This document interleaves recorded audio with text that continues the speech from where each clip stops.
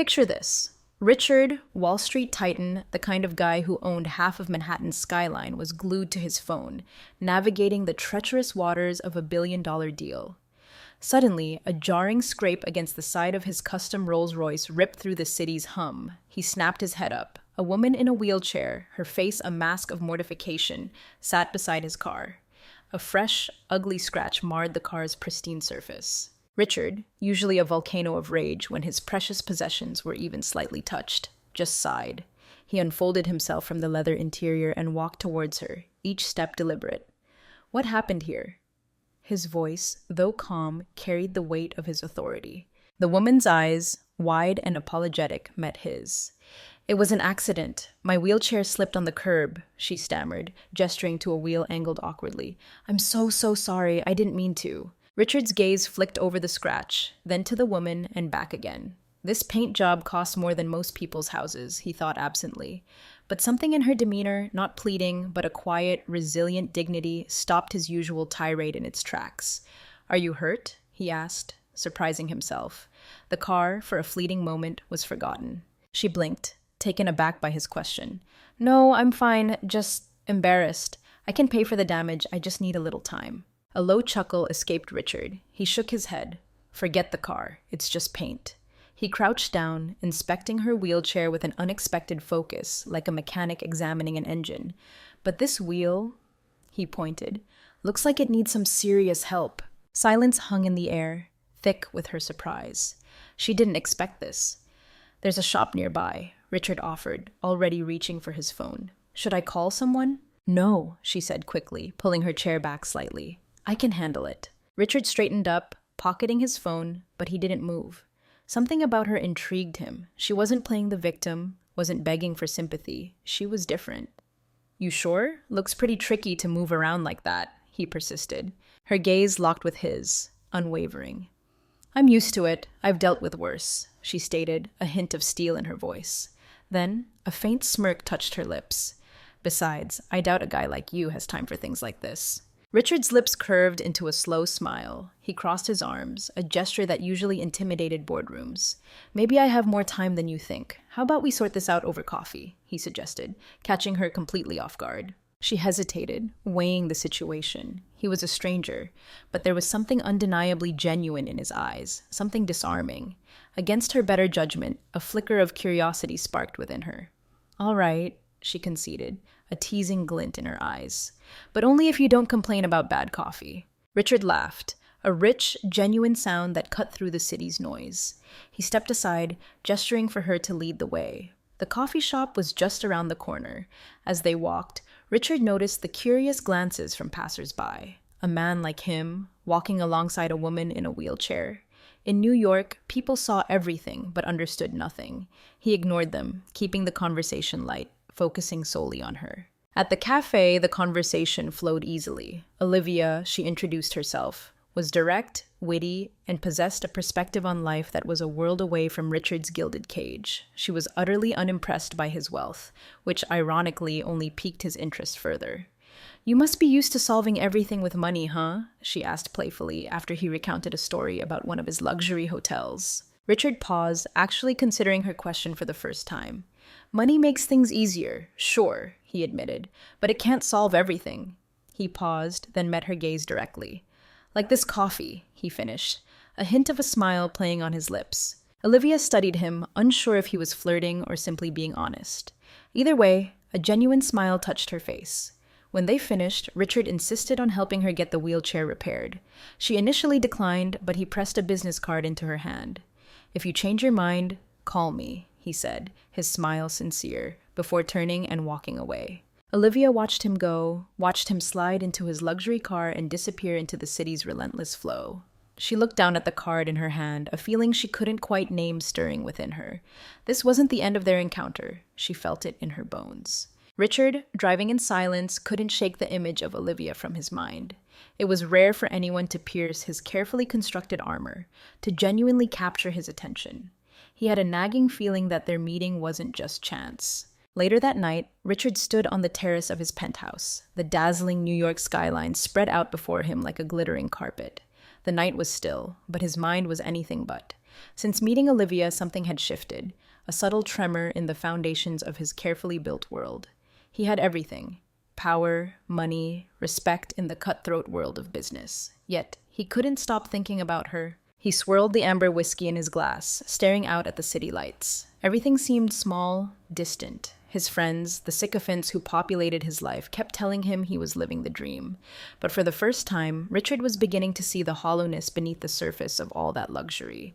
Olivia's honesty, her raw authenticity, was a rare and intoxicating draft in his sterile world. The next morning, while supposedly reviewing contracts in his vast, impersonal office, Richard found himself typing her name into his phone's search bar. A few clicks, a quick call to his ever-efficient assistant, and he had a lead. Olivia volunteered at a non-profit organization dedicated to helping underprivileged children with disabilities. He looked at the address and without a second thought left the office. The NGO was a world away from his polished steel and glass existence. Small, slightly chaotic, but filled with a vibrant, welcoming energy. Children ran between tables, their laughter echoing in the brightly colored space. And there, in the middle of it all, was Olivia. Her smile, radiant and genuine, lit up the room as she helped a little girl adjust her wheelchair. Richard stood for a moment, just watching her, taking in the scene. It was as if she belonged there, radiating an energy he couldn't quite define. He didn't want to interrupt, but Olivia soon noticed him. "Richard?" she said, surprise and a hint of a frown creasing her brow. He gave her a brief smile and walked towards her. "You said you were used to handling everything alone," he said, his tone light. "I thought that included avoiding me." Olivia laughed, though a note of caution still lingered in her voice. "What are you doing here? I thought millionaires spent their time buying new cars and having important meetings." "I thought I needed to broaden my horizons," he replied, his voice sincere. "I can see you're really making a difference here." She glanced around the room, shrugging slightly. "I do what I can. These kids deserve all the support they can get." Richard spent the next few minutes watching Olivia interact with the children. She wasn't just helping, she genuinely understood them, their struggles, their triumphs. He found himself admiring not just her strength, but her ability to see beyond limitations, to see the person, not the disability. When she finished her tasks, he asked her out for coffee again. Olivia declined. "Not today, Richard. I still have things to organize here." He hesitated, then, gathering his courage, asked again. "How about dinner then?" he asked, trying to sound casual, but his interest was undeniable. Olivia narrowed her eyes as if trying to read his intentions. "Dinner? Why?" "Because I want to get to know you better," he stated simply. "And because I think you're the only person who's not afraid to challenge me." He offered a light smile. She tilted her head, considering his proposition. "I'm not convinced," she replied, though a spark of curiosity definitely flickered in her eyes. "Give me one chance to prove myself. Just one," he pleaded. "I promise, you can walk away if I mess it up." She laughed, shaking her head. "Fine, Richard. One dinner. But if it's at some extravagant place, I'm out." He smiled, relieved and pleased with her answer. The restaurant Richard chose was nothing like the places he usually frequented. Small, cozy, and utterly devoid of the ostentatious sparkle of crystal chandeliers and marble tables. It was exactly what Olivia had asked for. He was used to luxurious settings, where discreet waiters served expensive wine without a word needed. But in that moment, sitting at a worn wooden table, the muted clatter of silverware and quiet murmur of conversation around them, he felt oddly out of his element. Yet, surprisingly, he didn't mind. Olivia arrived punctually, dressed in a simple blouse and jeans, her wheelchair moving with the same confident grace he'd come to expect. Richard stood to greet her, but she raised an eyebrow, a hint of amusement in her eyes. "No need for that. I'm not one of your company executives," she said, already maneuvering her chair to the table. Richard chuckled and sat back down. "All right, no formalities, but I couldn't help it." Olivia studied him for a moment before opening the menu. "I hope you didn't pick this place just to impress me." "I picked it because it's what you wanted," he said, crossing his arms and meeting her gaze directly, a playful challenge in his eyes. "Why would someone like you think I need to impress you?" She smiled, but her tone was sharp. "Because people like you, Richard, always have hidden motives." Her remark caught him off guard, but he quickly recovered, realizing she was testing him, pushing him to see how far he'd go. "Maybe," he conceded. "But if that were true, wouldn't it make more sense for me to try to impress you with something grand? A helicopter, maybe?" Olivia laughed. A genuine, unrestrained laugh that made Richard relax. He liked this about her, how she effortlessly punctured the carefully constructed bubble he lived in. As dinner progressed, Richard found himself talking more than he usually did, sharing stories about his childhood, the suffocating weight of family expectations, how building his empire had consumed every minute of his adult life. Olivia listened intently, but without the reverence he was used to. She didn't hesitate to ask questions, often disconcertingly direct ones. "All this for what?" she asked, leaning slightly across the table. "To succeed," he replied automatically, then paused, realizing how shallow it sounded, even to his own ears. "To be respected," he added, less confidently.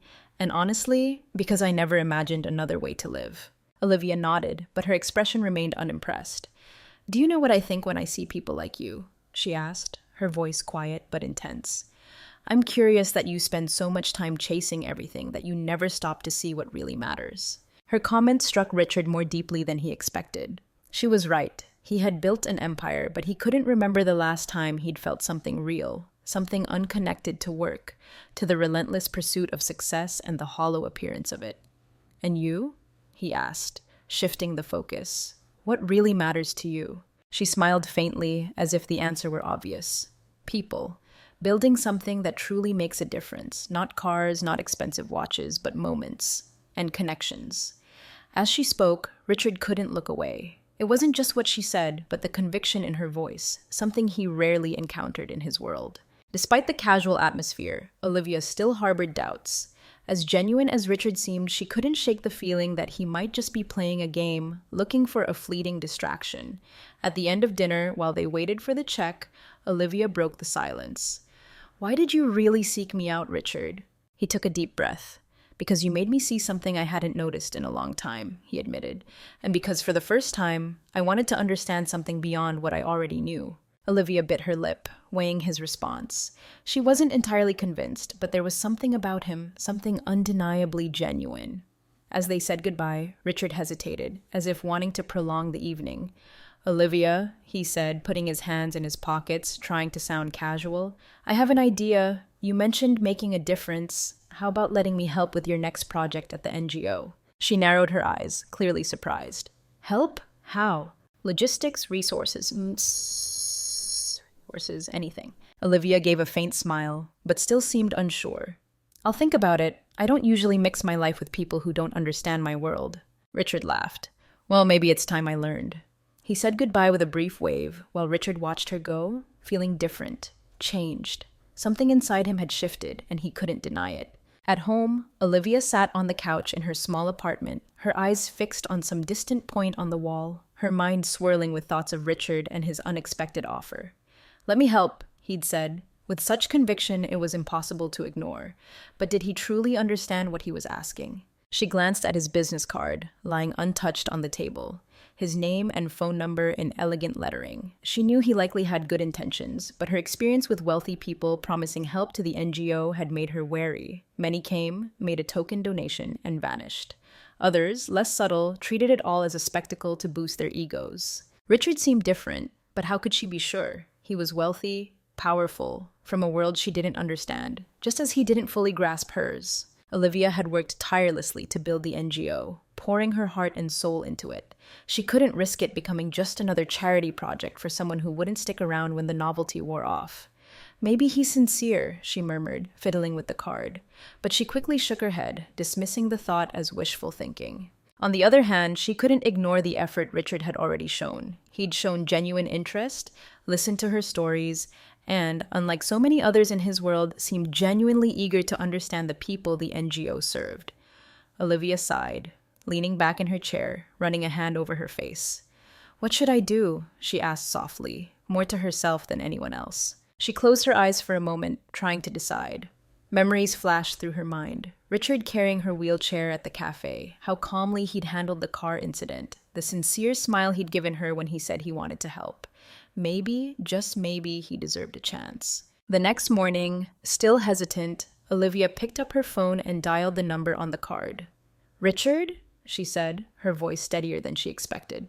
"Olivia," he replied immediately, his voice sounding genuinely cheerful. "What a nice surprise." She took a deep breath, trying to appear more casual than she actually felt. "I thought about what you said," she began. "I'll let you help with the NGO, but under one condition." "Anything," he said instantly. "Tell me." I don't want empty words or promises you can't keep, she stated firmly. Everyone here works, including you. Richard laughed on the other end of the line. Understood. I'm ready for the challenge. Olivia paused for a moment before finishing. Then be at the NGO early tomorrow. And Richard, don't make me regret this. She quickly hung up, feeling a confusing mix of relief and anxiety, but something deep inside told her she might be making the right decision. The next day, Richard arrived at the NGO exactly on time. He'd traded his expensive suits for simple jeans and a t-shirt, leaving behind the flashy accessories he usually flaunted. Olivia noticed immediately, but said nothing. Ready to work? She asked, crossing her arms as she sized him up, a hint of amusement in her eyes. More than ever, he replied with a confident smile. Olivia walked him through the daily routine at the NGO, explaining the different tasks and responsibilities. The environment was a controlled chaos. Children running around, volunteers bustling, supplies scattered everywhere. Richard was soon put to work, carrying boxes, organizing materials, even helping the kids with craft projects. Though clearly out of his element, he didn't complain. On the contrary, he seemed to genuinely enjoy the experience. "Do you work like this every day?" he asked, as he stacked a pile of dusty books, a bead of sweat trickling down his temple. "Every day," she replied, not looking up from a checklist she was reviewing. "There's no glamour here, Richard, but there's a lot of heart." Richard smiled, finally beginning to understand what she meant. Over the following days, Richard became a regular presence at the NGO. He pitched in with activities, listened attentively to Olivia and the people who came through the space, asking sincere questions about how he could help further. "I didn't want to become bitter," Olivia said one day, as she helped a child paint a poster, vibrant colors swirling across the paper. "Life is hard enough as it is. Complaining just makes it worse." Richard stayed quiet, admiring the quiet strength she radiated. It was such a stark contrast to the cynicism and superficiality he was used to in his own social circles. Their growing closeness began to attract curious glances, both at the NGO and outside it. Richard wasn't exactly discreet, and people started noticing his frequent visits. His friends soon found out, and it didn't take long for the snide remarks to start. "So this is it? The great Richard is now into charity work?" one of his friends asked, his tone dripping with sarcasm during a dinner Richard had reluctantly attended. The friend, clearly unconcerned about discretion, let the sentence hang in the air, heavy with implication. Richard gave the man a cold stare, anger rising within him. "If you can't understand the value of helping others," he said, his voice dangerously low, "maybe that's why your life is so miserable, even with all the money you have." The silence at the table was deafening, but Richard didn't care.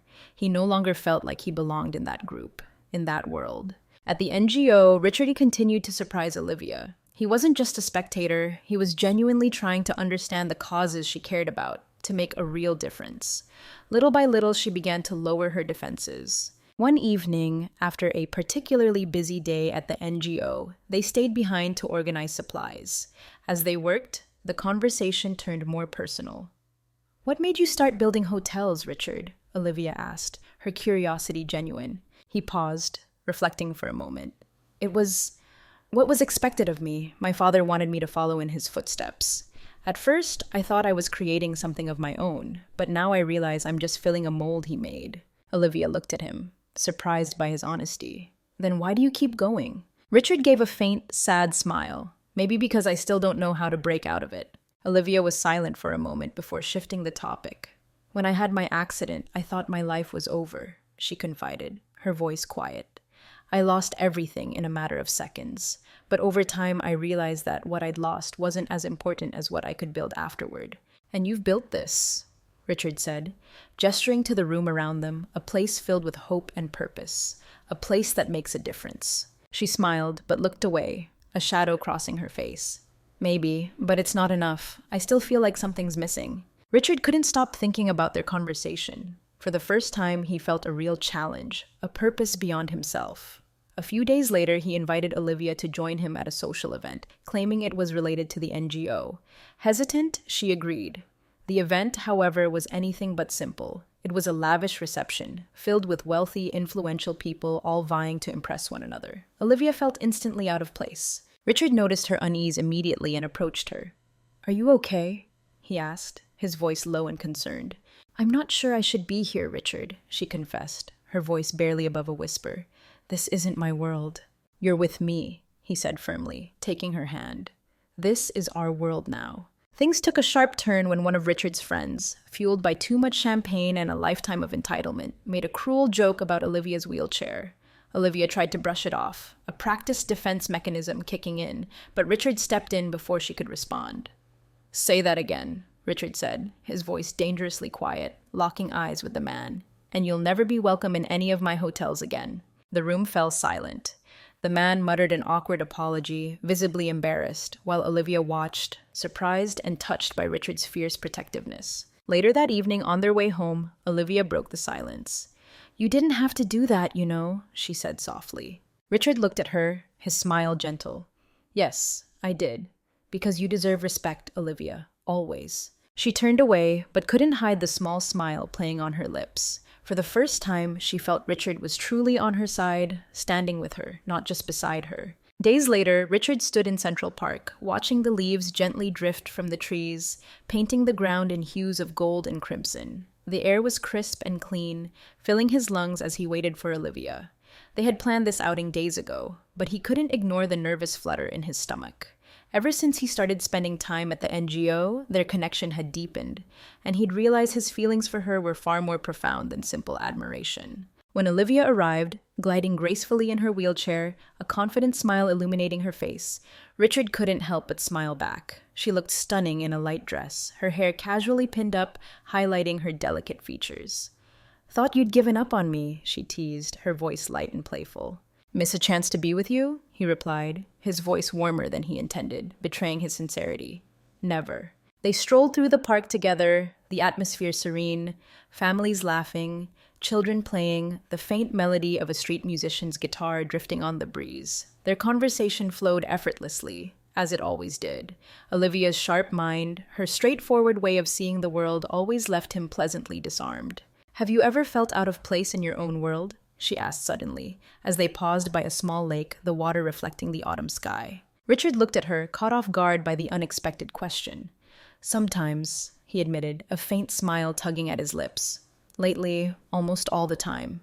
He paused, then added, "But I think you already knew that, didn't you?" She shrugged, a small smile playing on her lips. "Maybe. I just wanted to know if you'd realized it yet." Richard chuckled softly, shaking his head. Around her, he didn't have to pretend, didn't need the mask of confidence and control that had become second nature to him. With Olivia, he could be vulnerable, real. After a few moments of comfortable silence, Richard finally gathered the courage to say what he'd been rehearsing for days. "Olivia," he began, his tone more serious, "can I tell you something?" She turned to him, curiosity in her eyes. "Of course." Taking a deep breath, Richard knelt beside her wheelchair, so they were eye level. He wanted her to know they were equals. In every way. "Since I met you," he said, his voice thick with emotion, "my life has changed. You've shown me the world in a way I never imagined. And as terrifying as it is, I know I want to be by your side." He met her gaze, his heart laid bare. "Olivia, I'm in love with you." "I'm in." Olivia blinked, clearly surprised. For a moment, she seemed speechless, something rare for her. Then a shy, radiant smile spread across her face. "Richard," she said softly but firmly, "I'm in love with you too." Relief and joy washed over Richard in an overwhelming wave. He gently took her hand, holding it tightly in his. "Then let me be even more direct," he said, his voice trembling slightly. "Will you be my girlfriend?" Olivia laughed, a light, genuine sound that warmed his heart. "You don't waste time, do you?" she replied, her smile leaving no room for doubt. "Yes, Richard. I will." The days that followed were pure, unadulterated happiness. Richard and Olivia made their relationship official, and he had no intention of hiding it. On the contrary, he was determined to show the world he was a completely different man from the one he used to be. However, not everyone was thrilled with the news. Richard's friends, used to seeing him with women who fit a certain mold, beautiful, wealthy, socially connected, were quick to make cruel remarks. "Seriously, Richard?" one of them asked, during a gathering at a trendy bar.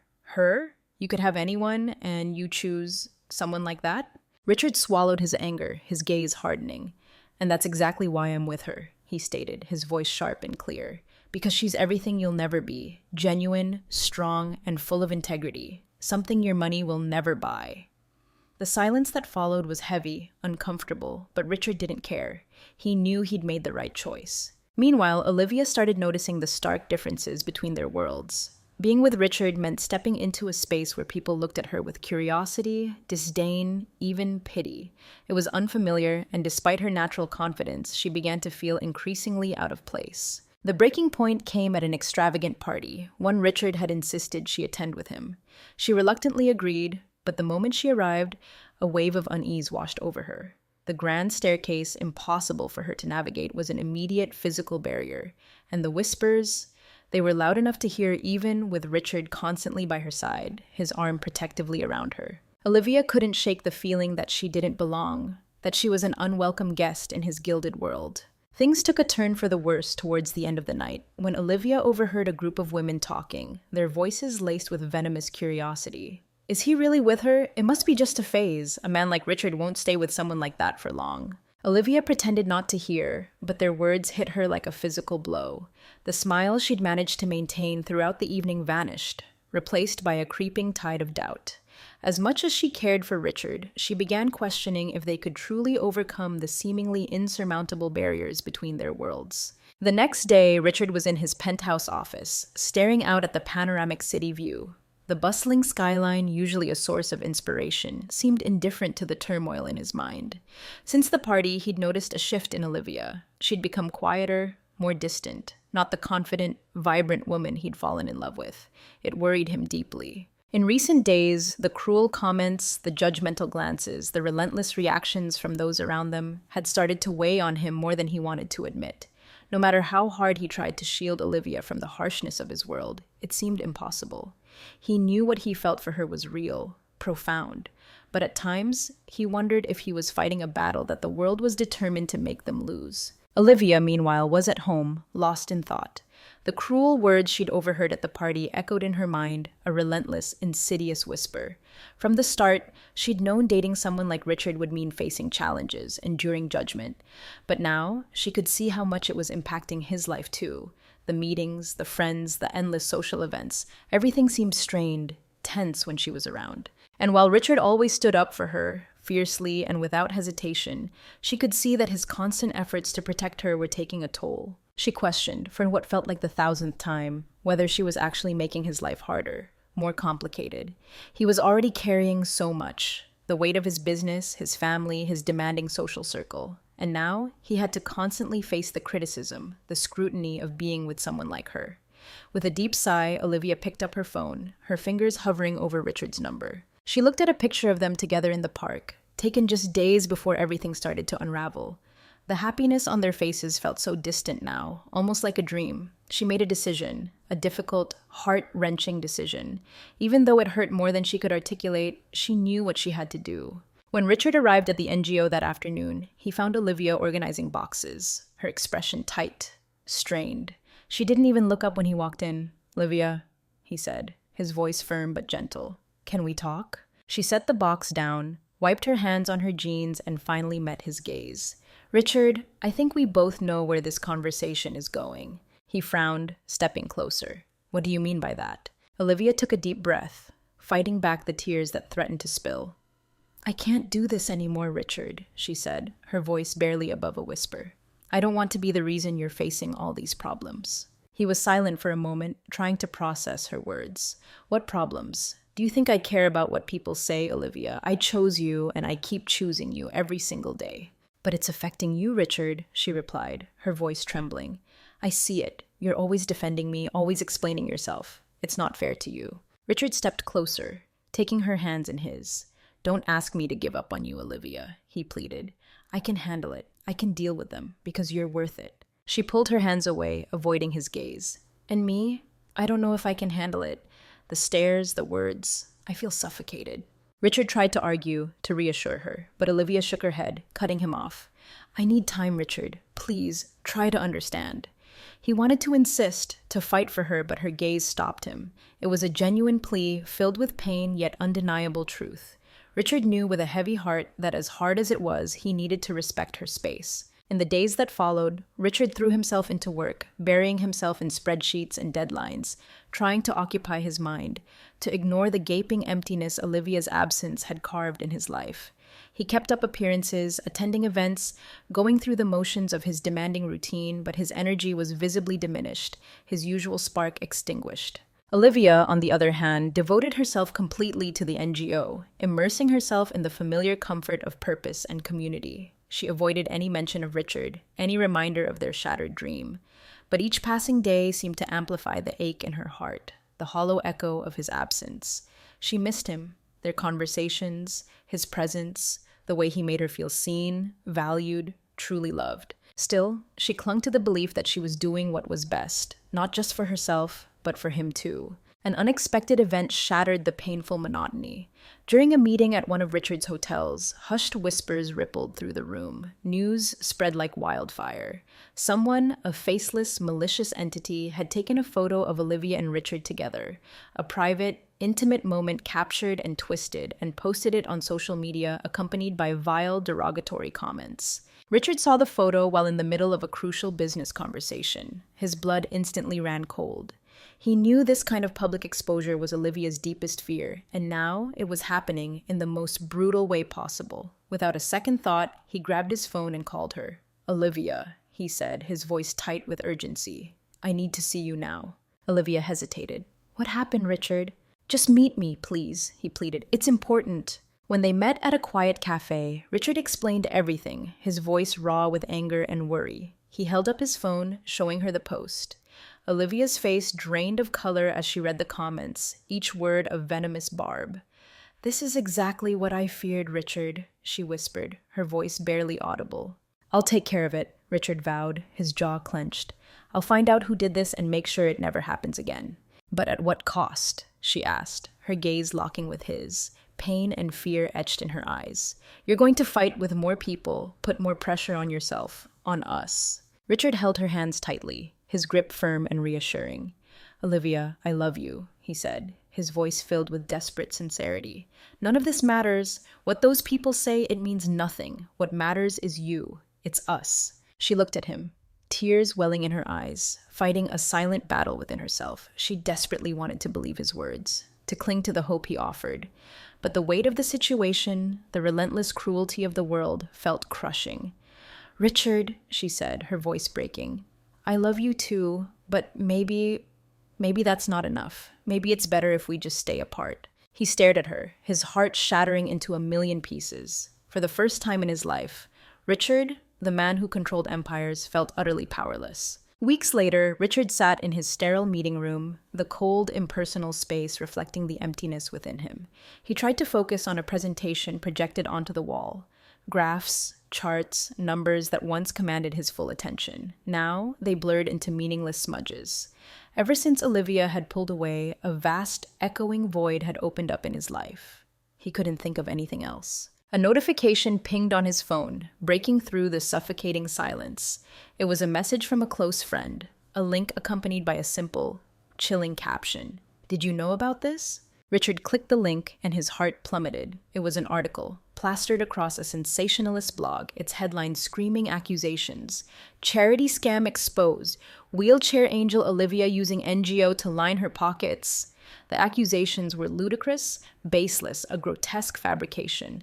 But the sheer malice behind them, the calculated intent to destroy Olivia's reputation, made his blood boil. He knew, with absolute certainty, that Olivia would never do something like that. But who was behind this, and why? "Mr. Richard?" his assistant asked hesitantly, breaking through his tormented thoughts. Richard stood abruptly, a cold fury hardening his gaze. "Cancel the rest of my meetings for today," he commanded, his voice sharp with a steely resolve. "I need to take care of something." Richard spent hours that day, a relentless force of nature, investigating the origins of the article. He mobilized his resources, his network, his team, to track down the source of the poisonous publication. And soon, the truth, ugly and sickening, surfaced. The person who had orchestrated this vicious attack, who had spread these vile rumors, was someone he considered close, someone he had trusted. Arthur, one of his oldest friends, a fellow businessman, a supposed confidant. Arthur, the man who had always made those subtly cruel, sarcastic comments about Olivia, about their relationship. Arthur, who had belittled the NGO, who had insinuated Olivia was nothing more than a gold digger, exploiting Richard's wealth.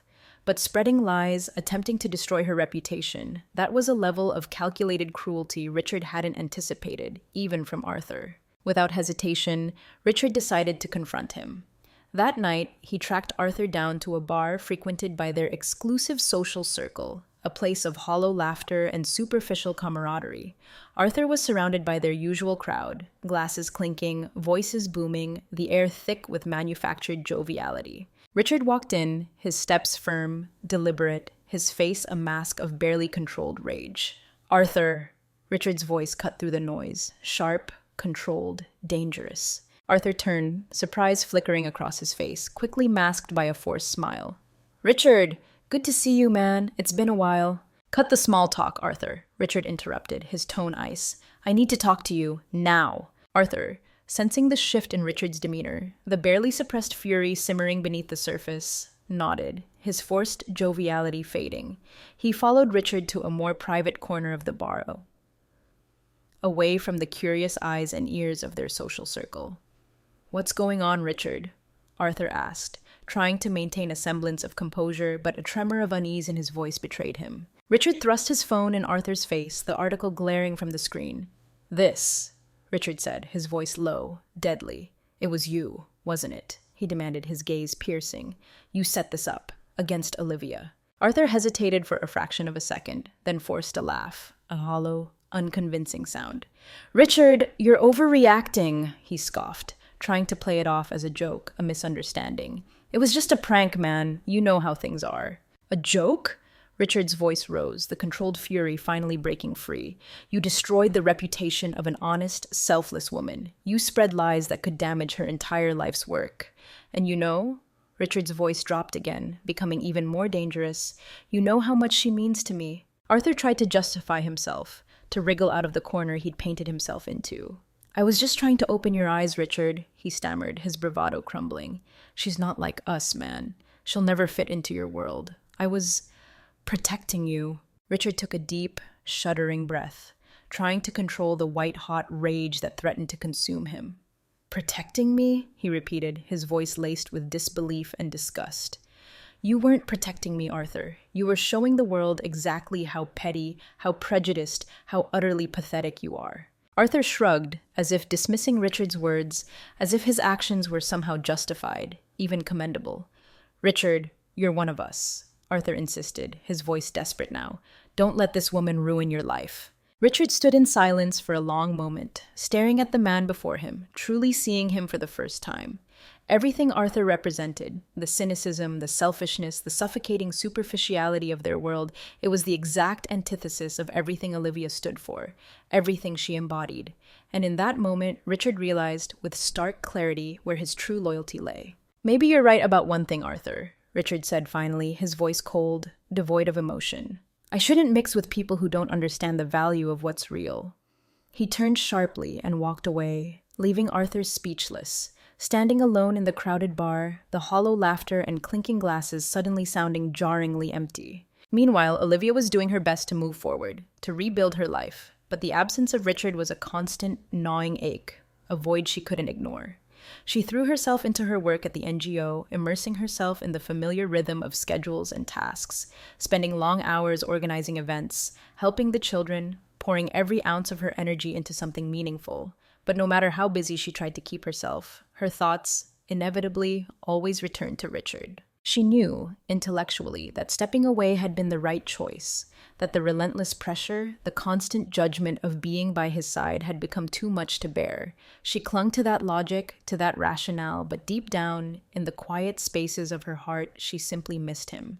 Missed the easy laughter, the shared glances, the quiet understanding that had blossomed between them. Missed the way he made her feel, seen, cherished, truly loved. One night, late, as she was sifting through a mountain of paperwork, Olivia received an unexpected message. It was from a colleague at the NGO, a short, cryptic message containing a link. Clicking on it, her heart sank. It was the same article Richard had seen, the same vicious, fabricated accusations plastered across the screen, mocking her, attacking her integrity, threatening everything she had worked so hard to build. As she read the hateful, slanderous words, a wave of nausea washed over her. They were lies, blatant, malicious lies. But the fact that someone, some faceless enemy, had gone to such lengths to tarnish her reputation, to deliberately inflict such pain, left her reeling, devastated. She had known, in the back of her mind, that this kind of public scrutiny, this level of targeted cruelty, was a potential consequence of her relationship with Richard. But she had never truly imagined it could be this brutal, this personal, this devastating. Olivia felt tears welling up, blurring the words on the screen, but she fiercely blinked them back, refusing to let them fall. She wouldn't let this break her. She was stronger than that. She had to be. Richard, on the other hand, was a man possessed, driven by a singular, unwavering determination to make things right. He contacted his lawyers, initiating a lawsuit against the website that had published the defamatory article, leveraging his considerable influence to demand a public retraction, a full and unequivocal apology. But legal action, public statements, that wasn't enough for him. Not nearly enough. He knew he needed to do more. Something real, something tangible. He needed to show Olivia and the world that he was willing to fight for her, to defend her honor, to prove that no one, not even someone from his own poisoned social circle, could destroy what they had, or what they still could have. That same evening, Richard drove to Olivia's apartment. He hadn't seen her in days, each hour of separation feeling like an eternity, a gaping wound in his soul. When she opened the door, her eyes widened in surprise, a flicker of something akin to hope, quickly masked by exhaustion. "Richard, what are you doing here?" she asked, her voice wary, uncertain. He stepped inside without waiting for an invitation, his gaze fixed on hers. "I needed to see you," he said, his voice low, urgent. "I needed to tell you what happened." He explained everything: Arthur's betrayal, the malicious article, the relentless attack on her reputation, on her work, on everything she held dear. Olivia listened quietly, her expression unreadable, her emotions carefully guarded. "Richard," she said finally, her voice soft, but laced with a deep weariness, "I can't change what people think or say, but I can, and I will, make damn sure that no one tarnishes what you've built, Olivia. And most importantly," he stepped closer, his voice softening, becoming almost a plea, "I won't let anyone come between us." Olivia looked away, her internal conflict playing out on her face, a storm of emotions: fear, doubt, longing, a fragile flicker of hope. "Richard," she said, her voice barely a whisper, "it's not just about that. It's about how different our worlds are. I'm not sure I can handle all of this." Richard stepped closer, cupping her face in his hands, his eyes locked on hers, unwavering, filled with a desperate intensity. "You don't have to handle it alone, Olivia," he said, his voice thick with emotion. "We're in this together. And if I have to," he vowed, his voice raw with sincerity, "I'll leave everything behind. For you." Olivia remained silent, his words hanging in the air, heavy with promise, with sacrifice, with a love that defied logic, that challenged the very foundations of her carefully constructed world. "I'll leave everything behind for you," his words echoed in her mind. She searched his face, desperately seeking any hint of doubt, any flicker of hesitation, but found only unwavering determination, a fierce, unyielding love. It disarmed her, shattered her carefully constructed defenses. Despite all the pain, all the fear, all the confusion, she couldn't ignore the depth of his commitment, the sheer magnitude of what he was willing to risk, to sacrifice for her. "Richard," she said, her voice barely audible, filled with a fragile hope, "you can't just abandon your entire life because of me." He stepped even closer, his eyes searching hers, his voice low, urgent, a desperate plea. "Olivia, what's the point of my life without you?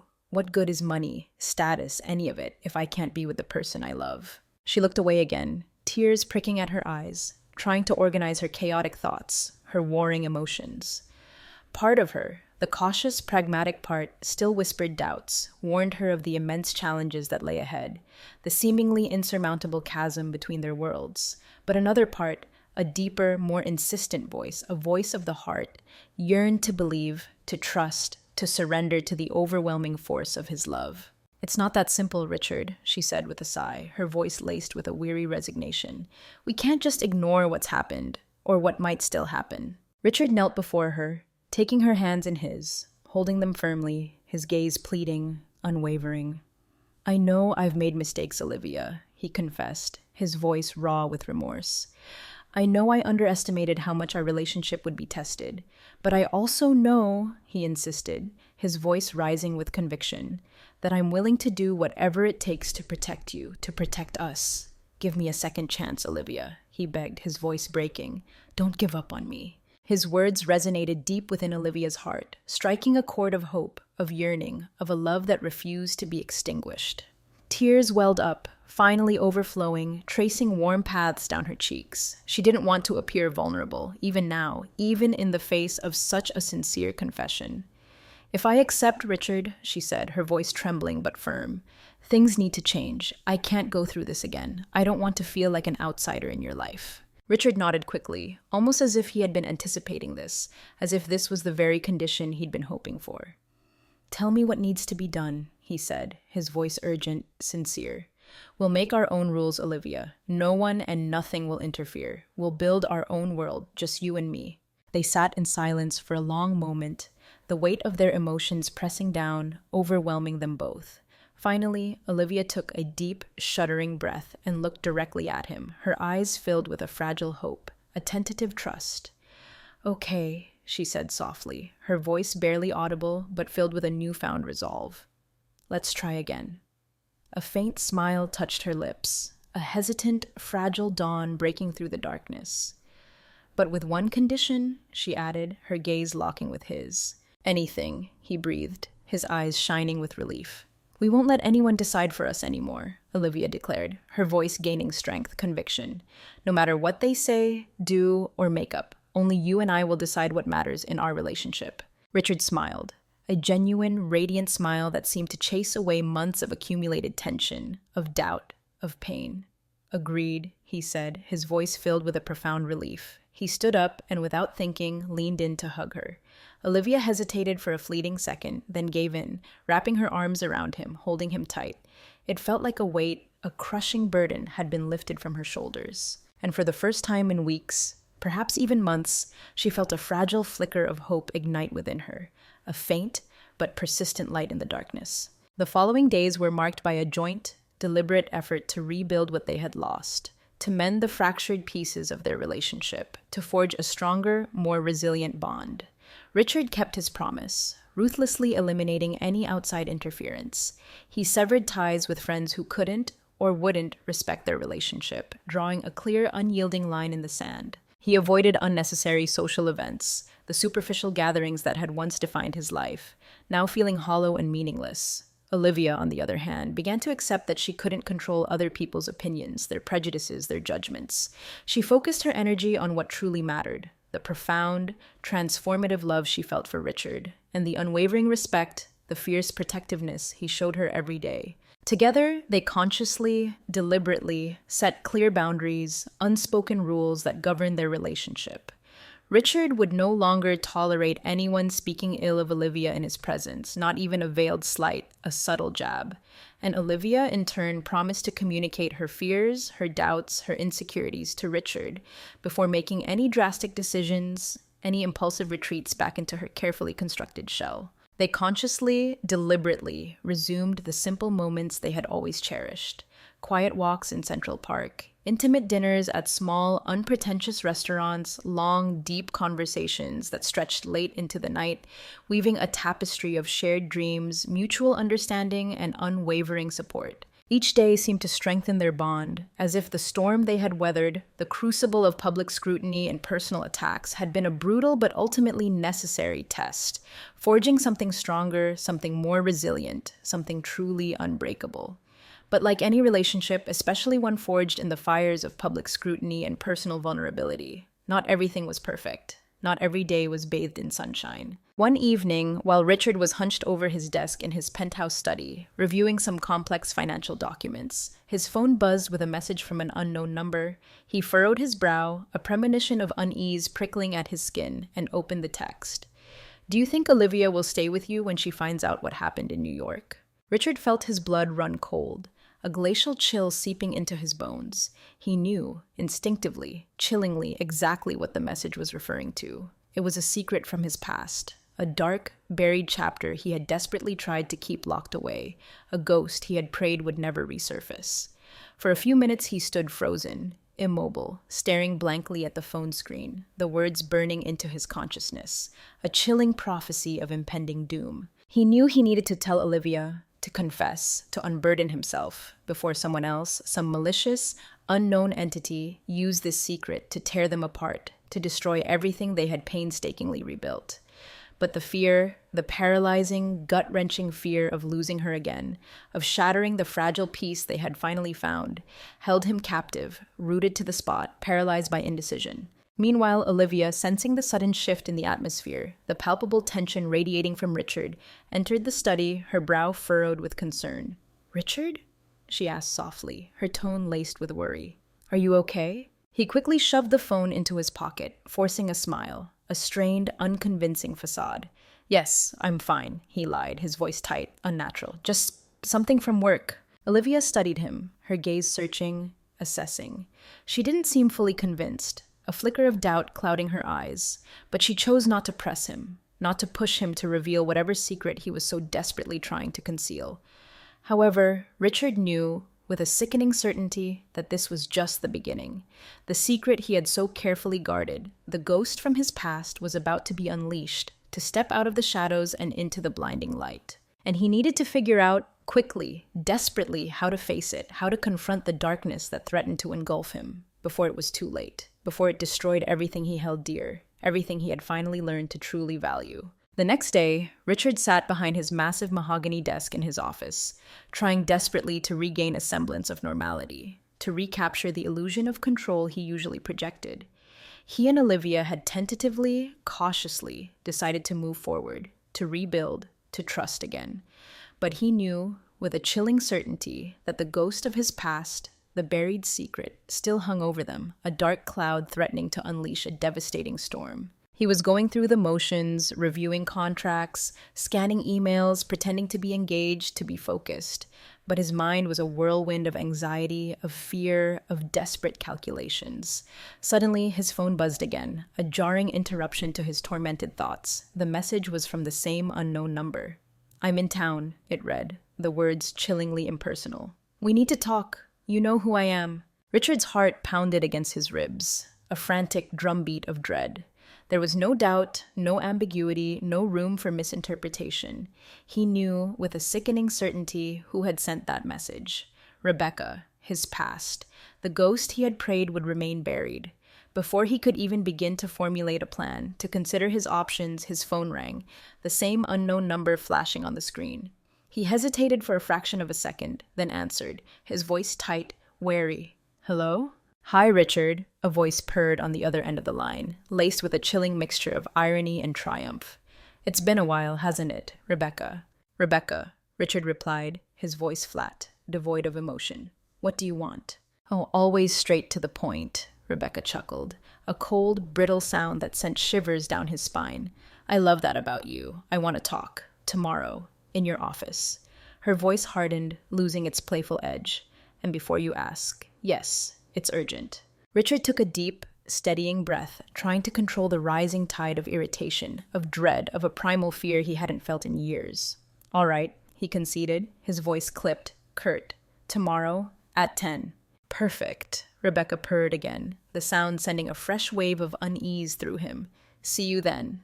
She hung up, leaving a heavy, oppressive silence in the air, a silence thick with unspoken threats, with the chilling promise of revelations to come.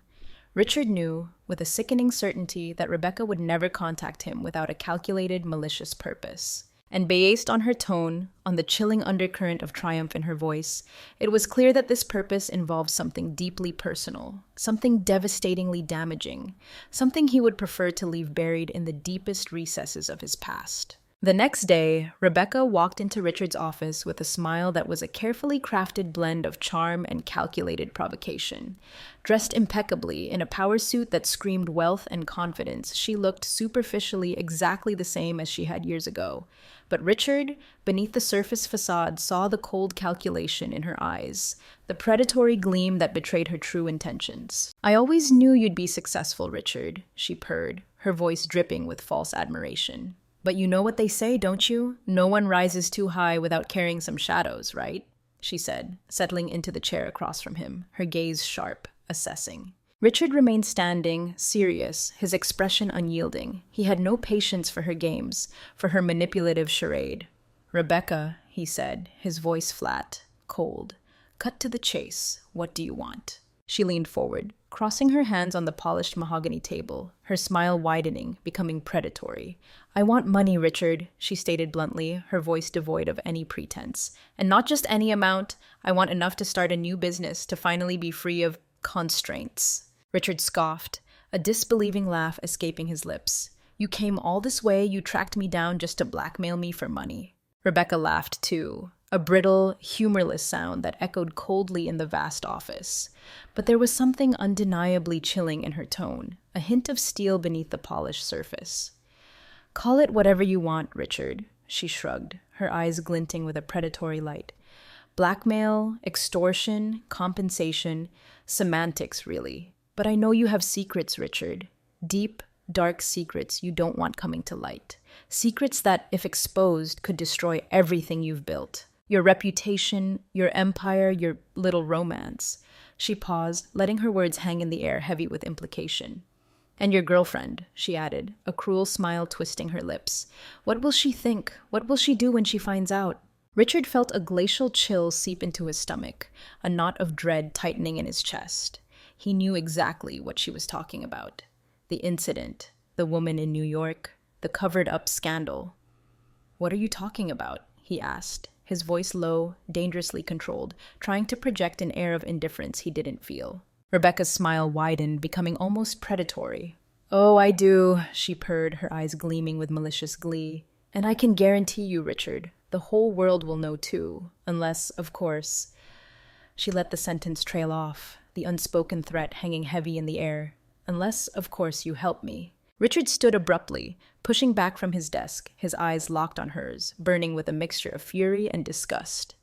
"Get out of my office, Rebecca," he commanded, his voice rising, the carefully constructed facade of control cracking, splintering. "Now!" Rebecca smiled, a slow, satisfied smile that sent a fresh wave of unease through him.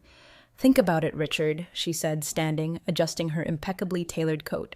"I'm being generous, for now." She turned, and with a final, chillingly confident smile, walked out, leaving Richard standing alone in his vast, empty office, surrounded by the ghosts of his past, the looming specter of his deepest fears. When Richard met Olivia that night, she saw it immediately. The tension radiating from him, the haunted look in his eyes, the carefully constructed mask of composure barely concealing the turmoil beneath. "Richard," she asked, her voice soft with concern, "what happened?" He hesitated, his gaze flickering away, then back to hers, a silent battle raging within him. But he knew he could no longer hide, no longer shield her from the darkness that threatened to engulf them both. He took a deep breath, steeling himself for the confession he knew could shatter everything. "Olivia," he said, his voice heavy, burdened, "we need to talk."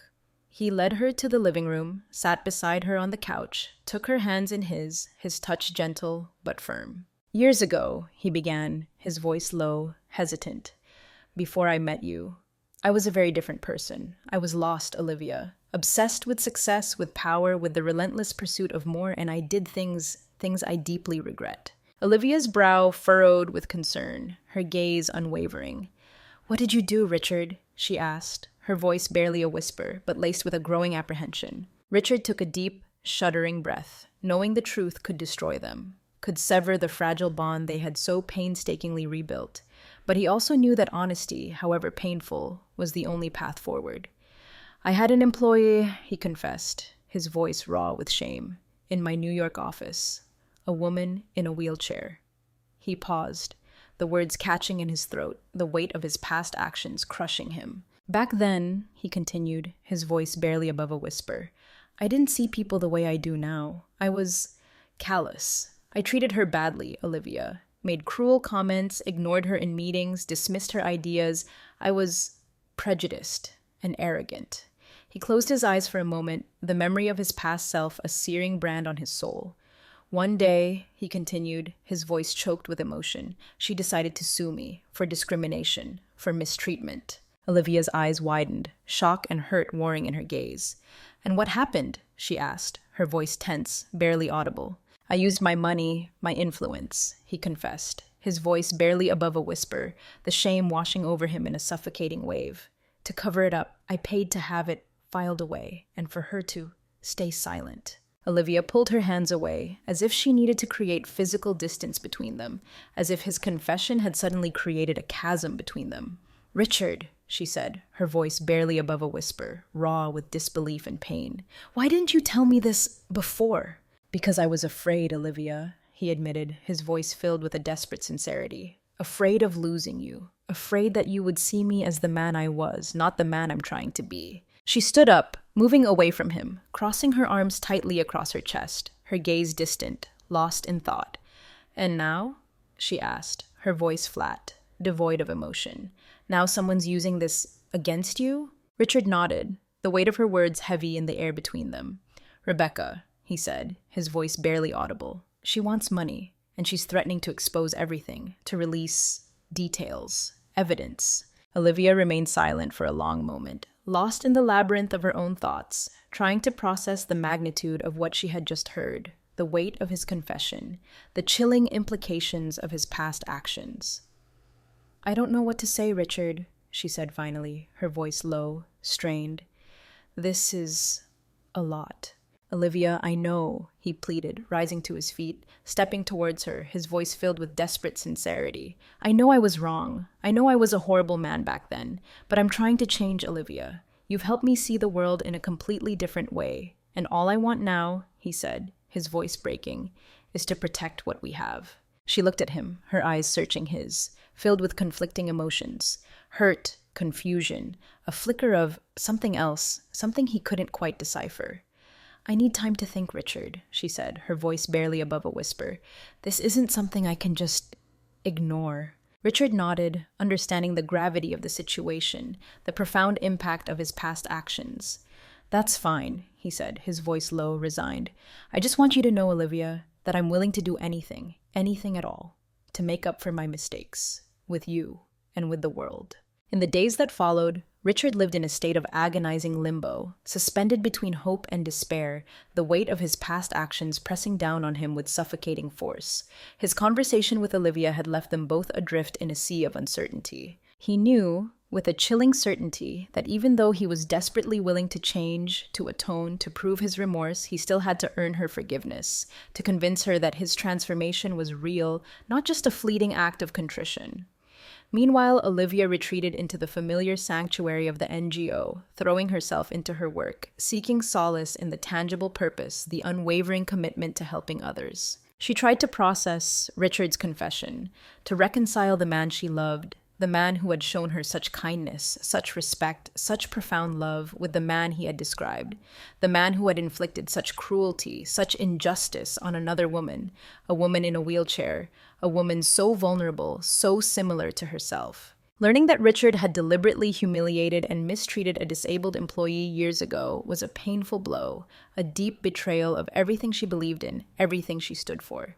But what hurt her most, what cut deepest, was the realization that he had kept it hidden from her, that he had allowed their relationship to blossom, to deepen, built on a foundation of unspoken secrets, of buried truths. Olivia believed in the power of forgiveness, in the possibility of redemption, in the transformative potential of love. But she also believed, with unwavering conviction, in the fundamental need for justice, for accountability, for genuine, demonstrable change. Richard seemed genuinely remorseful. His words, his actions seemed to indicate a sincere desire for atonement. But was that enough? Could she truly forgive him? Could she ever fully trust him again? Richard, for his part, was consumed by a desperate, unwavering determination to show Olivia, to prove to her, that his remorse was genuine, that his transformation was real. He knew that words were not enough, that apologies, however heartfelt, were ultimately hollow without concrete action. He started taking tangible steps to confront his past, to make amends for the harm he had caused. His first and most crucial step was to track down Mariana, the former employee he had so callously mistreated. He discovered she was now a successful accessibility consultant, working with companies to create more inclusive and equitable environments for people with disabilities. He knew that the only way to even begin to atone for his past actions was to confront his former victim directly, to offer a sincere, unreserved apology, and to seek her forgiveness, not for his own sake, but for hers. After days of persistent effort, of navigating layers of assistants and gatekeepers, Richard finally managed to secure a meeting with Mariana. The meeting took place in a quiet, unassuming cafe, a world away from the opulent boardrooms and power lunches that had once defined Richard's existence. He arrived early, his heart pounding with a mixture of trepidation and resolve. He knew he couldn't undo the harm he had caused Mariana, couldn't erase the pain he had inflicted, but he was determined to offer a sincere apology, to take responsibility for his actions, and to seek a path towards genuine reconciliation. Mariana arrived precisely on time, her demeanor composed, confident, her gaze direct and unflinching. She sat across from Richard, her expression carefully neutral, but her eyes held a depth of experience, a quiet strength that both intimidated and impressed him. "Richard," she began, her voice firm, measured, devoid of any sentimentality. "I never thought we'd meet again." "Mariana," Richard replied, his voice low, sincere, his gaze unwavering. "Before anything else, I want to apologize. I know what I did to you was unacceptable, cruel, unforgivable, and I deeply regret it." She crossed her arms, her expression remaining impassive, betraying no emotion. "And why now, Richard?" she asked, her voice sharp, challenging. "Years have passed. You used your power, your wealth to silence me, to bury the truth, and you never tried to reach out before. Why now?" Richard swallowed hard, the weight of her words pressing down on him. He knew his apology, after so many years of silence, might sound hollow, self-serving, but he had to try, had to speak his truth, however imperfectly. "Because," he said, his voice honest, raw, "until recently, I wasn't the man I should have been. I was blinded by arrogance, by privilege, by a distorted view of the world. It took meeting someone," he paused, a flicker of warmth softening his gaze, "someone who showed me how wrong I was, how much I needed to change." Mariana remained silent for a long moment, studying him intently, her gaze searching, probing. "You hurt me, Richard," she said finally, her voice quiet, but filled with a quiet intensity, a deep, resonant pain. "Not just professionally, but emotionally.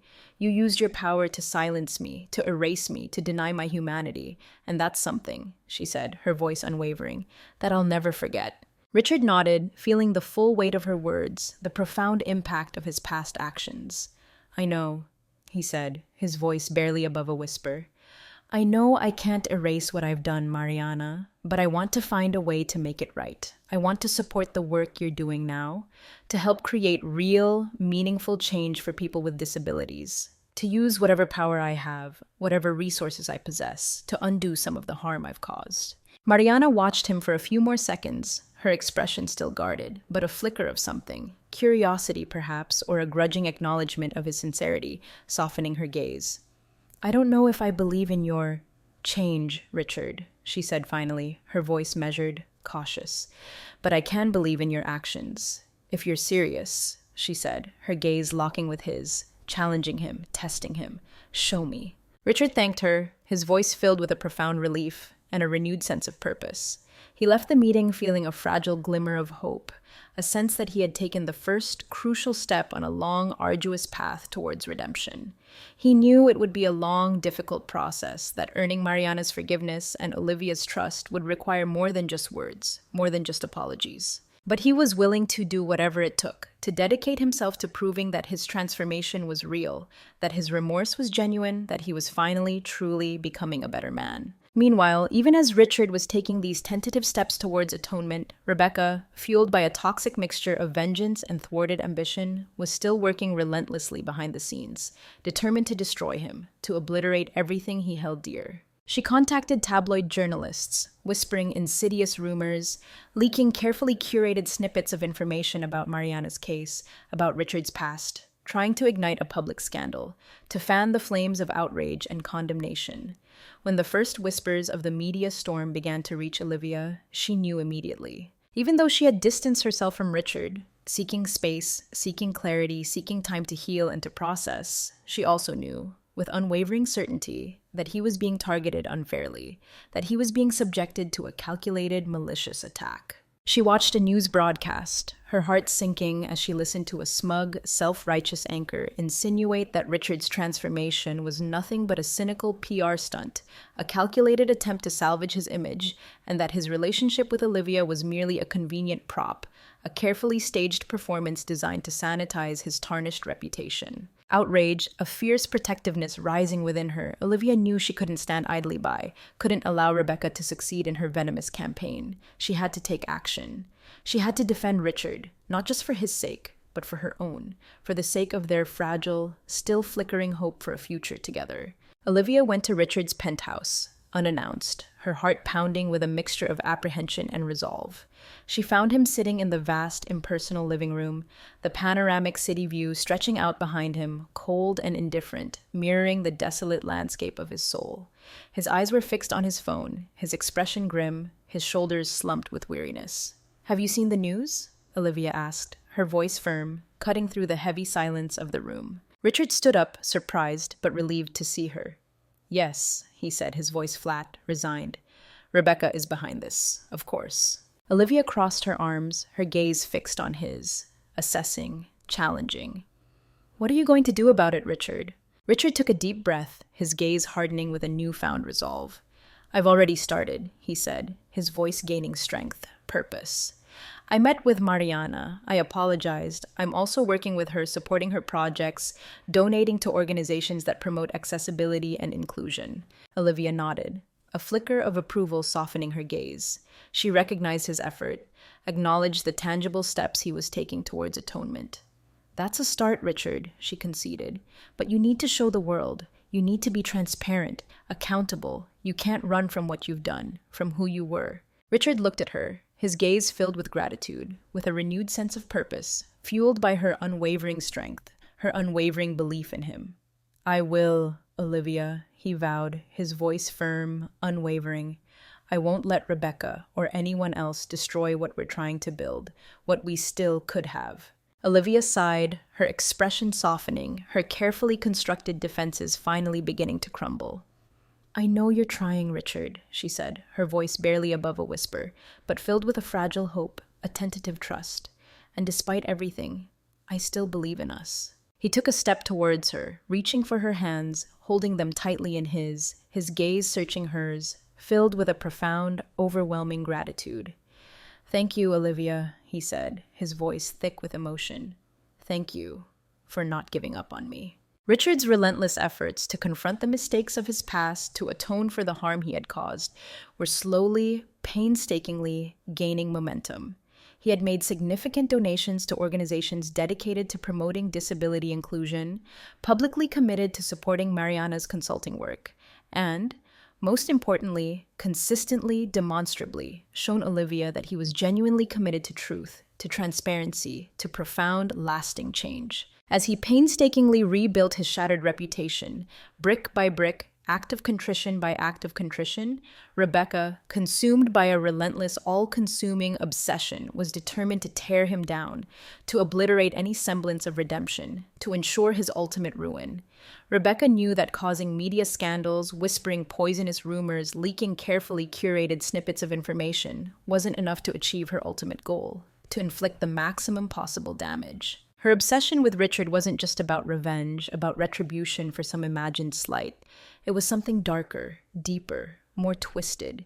She wanted to see him lose everything: his wealth, his power, his reputation, his love, his hope. Determined to deliver the final, crushing blow, she hired a private investigator, a shadowy figure with a reputation for uncovering even the most deeply buried secrets, to dig up every shred of dirt, every incriminating detail, every potentially devastating revelation from Richard's past.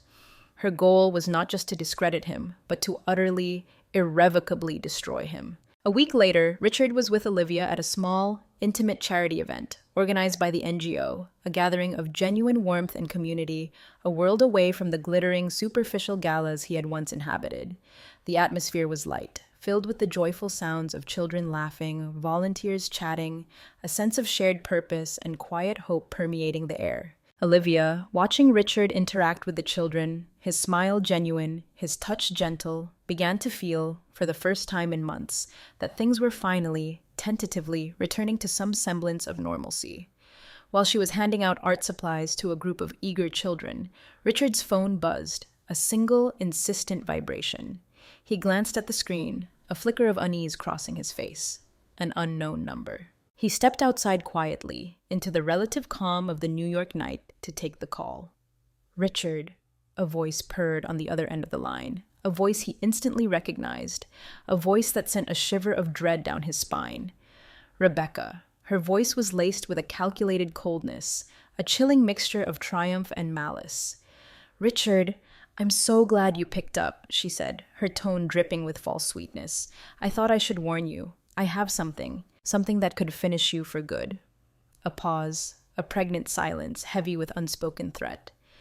"A little video," she continued, her voice laced with venomous glee, "recorded years ago, showing you humiliating your employee in a wheelchair. Remember that, Richard?" Richard felt the ground drop out from under him, his breath catching in his throat, his blood turning to ice. He knew exactly which video she was talking about, the recording. The damning, irrefutable evidence of his past cruelty, his past arrogance, his past inhumanity. A recording he had thought had been deleted, erased, buried forever when he had so ruthlessly covered up Mariana's case. But apparently, Rebecca, in her relentless pursuit of his destruction, had somehow managed to recover it. "You're pathetic, Rebecca," Richard said, his voice low, dangerously controlled, trying to mask the wave of panic that threatened to engulf him. "No matter what you do, no matter what you try to throw at me, I'm going to face this. I'm going to own my past. I'm not going to run." She laughed, a cold, brittle sound that echoed in the night air. "Let's see if your girlfriend still believes you after everyone can watch it, Richard," she sneered, her voice dripping with contempt. "Oh, and just wait, darling. The video will be released very soon."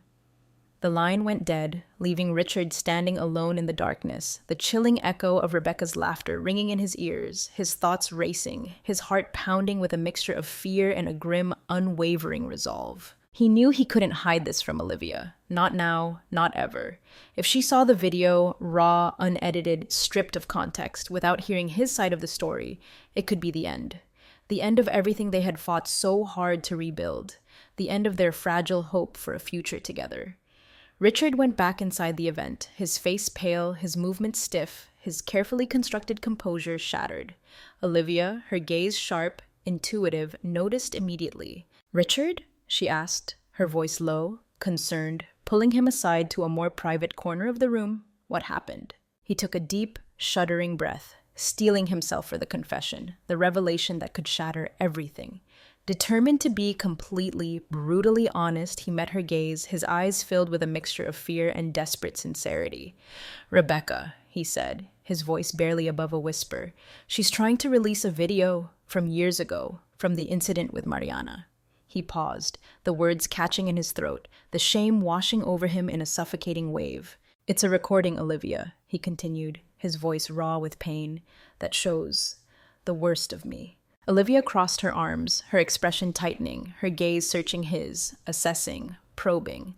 "Did you know this video existed?" she asked, her voice quiet but direct. "Yes," Richard admitted, his voice barely audible, "but I thought it had been deleted, erased. When the case was closed, Rebecca, she managed to recover it." Olivia sighed, her gaze flickering away for a moment, lost in thought, wrestling with the weight of his revelation, the chilling implications of Rebecca's malicious intent. Then she met his gaze again, her eyes filled with a mixture of sadness, resolve, and an unexpected, unwavering strength. "Richard," she said, her voice soft but firm, "no matter what she does, no matter what that video shows, you're not that man anymore. I know that. I see it. I feel it." She paused, then added, her voice gaining strength, conviction. "But you need to face this, Richard. Head on. You can't hide from it. You can't run." He nodded, his heart swelling with gratitude, with a renewed sense of purpose, feeling immeasurably strengthened by her words, by her unwavering belief in him. "I will, Olivia," he vowed, his voice firm, resolute. "I will face it. I will own it, and I'll do it with you," he added, his voice softening, becoming a plea. "By my side. if you still want to be with me after all this." Olivia took his hands, her touch gentle but firm, her gaze locking with his, filled with a profound, unwavering love. "I'm with you, Richard," she said, her voice clear, resolute, devoid of any hesitation. "But you need to be honest with the world. Just like you were honest with me, you need to tell your story, to own your truth, and to face whatever comes next, together." In the days that followed, Richard and Olivia prepared for the impending storm, bracing themselves for the inevitable fallout from Rebecca's malicious act of exposure. Richard gathered his communication team, his closest advisors, and laid out his plan. The best approach, he decided, the only ethical, honorable course of action, was to get ahead of Rebecca, to release the video himself, to control the narrative, to own his past mistakes before she could twist them, weaponize them, and use them to destroy him. He decided to organize a press conference, a public forum at one of his hotels, inviting journalists from every major news outlet, preparing to make a full, unreserved public statement. On the day of the press conference, Richard stood on the stage, bathed in the harsh glare of the television lights, Olivia sitting in the front row, her presence a source of strength, of unwavering support.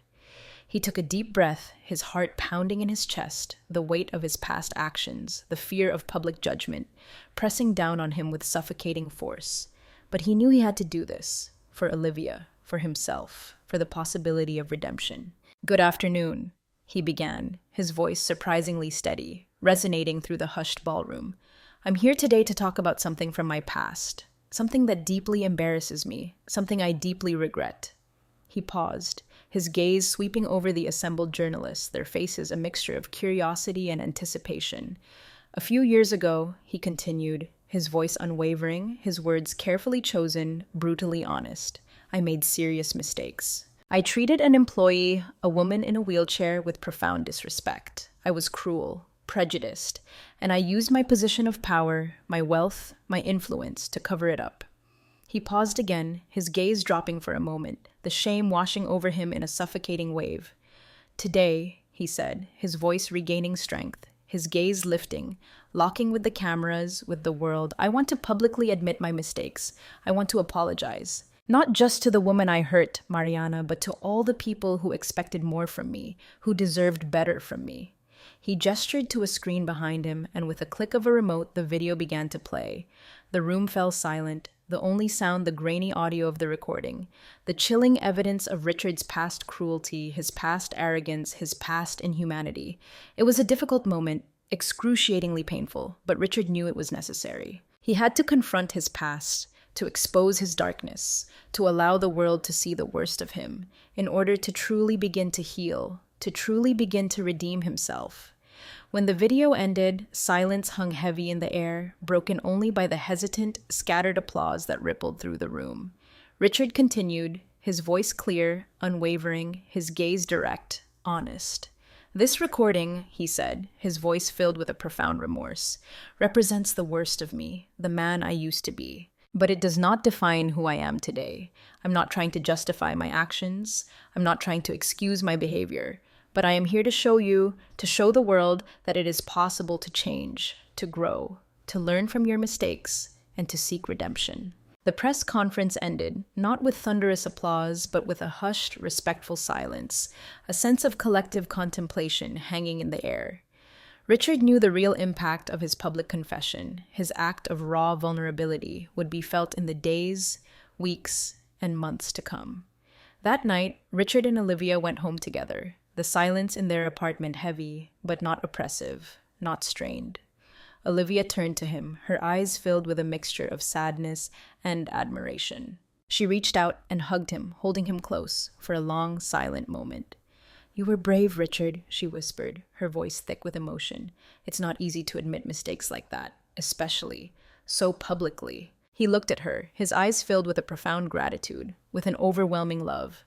"I couldn't have done it without you, Olivia," he said, his voice barely above a whisper. "You gave me the strength, you gave me the courage, you gave me hope." Months had passed since the press conference where Richard publicly and vulnerably took full responsibility for the mistakes of his past. Despite the initial shock, the inevitable wave of public scrutiny, and the lingering whispers of doubt, Richard had, against all odds, managed to turn the narrative in his favor. his raw honesty, his genuine remorse, his demonstrable commitment to change had resonated with people in a way that no carefully crafted PR campaign ever could. He had shown the world, and more importantly, shown Olivia, that he was truly, irrevocably committed to becoming a better person. His relationship with Olivia, tested, challenged, forged in the crucible of public scrutiny and personal vulnerability, had emerged stronger, deeper, more resilient than ever before. She had been his rock, his unwavering source of support, his constant reminder of the man he was striving to become.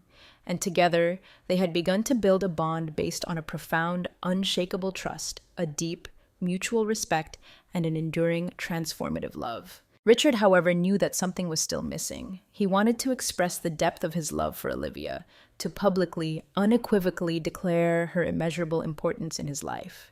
He wanted her to know beyond any shadow of a doubt how completely, how utterly she had transformed him, how irrevocably she had changed the course of his life. And he was determined to take their relationship to the next level, to solidify their commitment, to publicly pledge his heart, his soul, his future to her. It was